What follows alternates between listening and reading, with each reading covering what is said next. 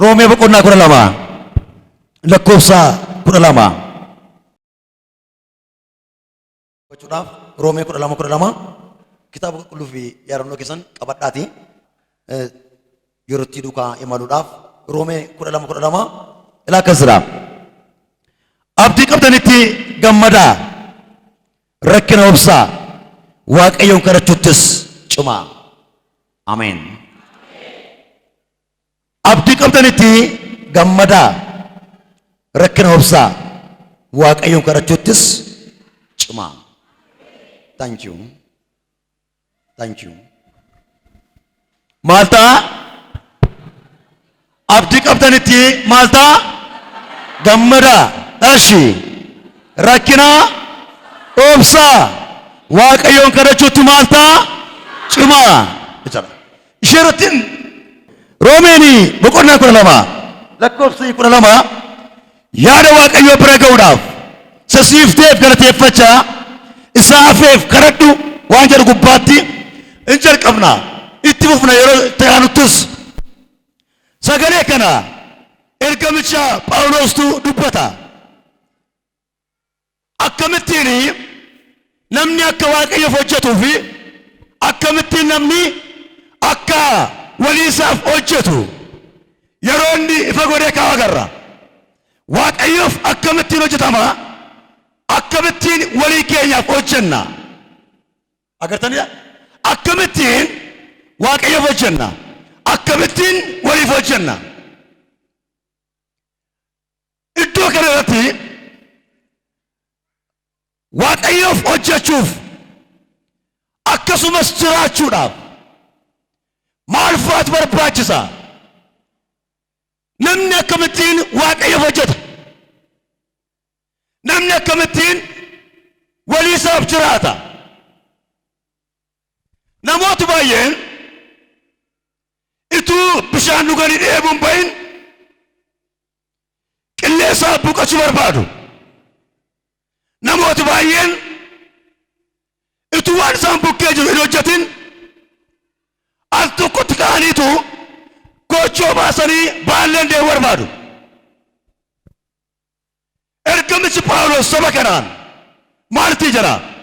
Isa jalqabaa maal jedhatu dubbata? Isin keessa isin fuuldura abdii jira jedha. Laagartanii isin keessa isin fuuldura abdii jira. Garuu maal ta'a?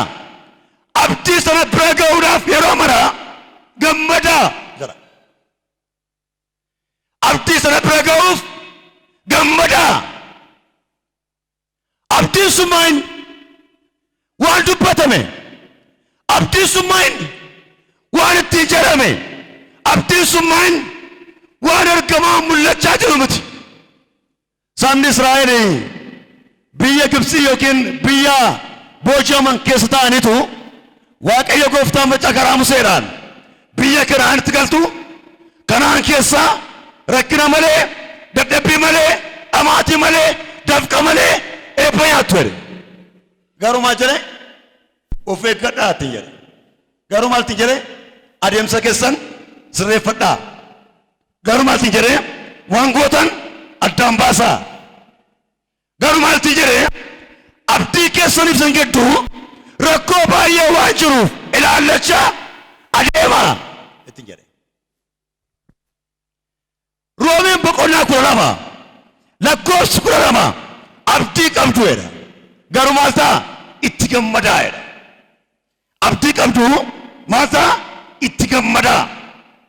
Lammaffaa maal jedha? Waan isinirra ga'u hundumaa obsaa. Abdii keessan dursee kan dhufu rakkina. Abdii keessan dursee kan dhufu dhiphina. Abdii keessan dursee kan dhufu lola. Abdii keessan dursee kan dhufu du'a obsaa. Obsaa. Obsaa. Warra abdii qabanitti rakkinni baata garuu obsaa ani Waaqayyo abdii keessan biraan isinan gaasin jedhe Waaqayyo gooftaan macaa. Maal ta'a? Obsaa. Yeroo maraa warra Waaqayyo akeekaan fuudhee ba'e warra Waaqayyo kaayyoodhaan fuudhee ba'e warra Waaqayyo waamicha dheeraa biraa qabu warra Waaqayyo karaa isaanii dura eebba kaa'e warra Waaqayyo yaada biraa qabu mul'ata biraa qabu warra Waaqayyo ergaa biraa qabu warra Waaqayyo ulfina biraa qabu yeroo mara rakkinatti baay'ata. Kanaaf akka Phaawulos ergamichi obsaa rakkinni jira obsaa dhiphinni jira obsaa maal ta'uudhaaf abdii keessan bara ga'uudhaaf. Keessi dhibu keessaa maal jira ture rakkina maal ta'a obsaa rakkina maal godha obsaa akka abdii bira hin geenyeef dhukkubni ka'a sejjeessuudhaaf abaartonni ka'u sejjeessuudhaaf Waaqayyo sabanni biyya Gibxii baase sabanni bu'aa ba'ii hedduu gidduu dabarse saba Waaqayyo dukkanaa ifatti isaan danda'e saba Waaqayyo haala gadi bu'aa haala rukkaat danda'e abaaranii balleessuudhaaf Balaamii fi Balaaqii yeroo isaan kaan agarra abaaranii balleessuudhaaf warra abdiin irra jiru warra kaayyoon Waaqayyo irra jiru warra akeekni Waaqayyo irra jiru warra Waaqayyo hojinaa hojjetta warra Waaqayyo hojiinsi hojjetta warra Waaqayyo dhimma si biraa qaba warra Waaqayyo dhimma na biraa qabda ittiin jedhu wanti balleessuuf koo baay'eedha. Kanaaf saba Roomaa kanaa maal jedhe Phaawulos obsaa jedha obsaa obsaa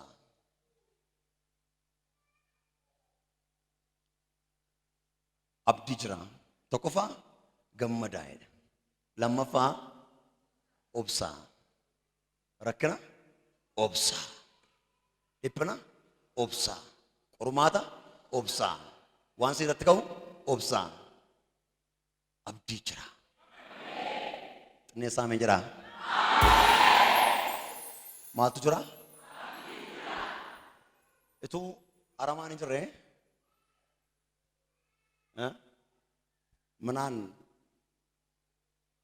keessaa yookiin siquun barbaachisu ituu bineensi hin jirre minaan eeguu hin barbaachisu ituu waraabessi hin jirre dallaan hin barbaachisu ture ituu hattuun hin jirre haxriin hin barbaachisu ture yookiin gimbiin hin barbaachisu ture ituu dhagaan hin jiraanne kopheen hin barbaachisu ture ituu ilkaan namatti kolfu hin jiraanne wayyaan hin barbaachisu ture agartanii ituu garaan hin jirre maagaan hin jirre minaan nyaachuun hin barbaachisu ture sanan dhuma bira ga'uudhaaf maal ta'uudha obsaa obsaa yeroo gadi buutanis obsaa yeroo lukkaatanis obsaa yeroo isin ari'atanis obsaa yeroo jaallatamtanis obsaa yeroo ifus obsaa yeroo dukkanaa'us obsaa jechi yeroo baatus obsaa jaallatamu yeroo dhufus obsaa maal jennaani waan amma ta'u hundumtuu afeetu waan amma ka hundumtuu afeetu siif Waaqayyo abdii haara qopheesseera nam tokko iddoo jiru ameen waan amma keesseertu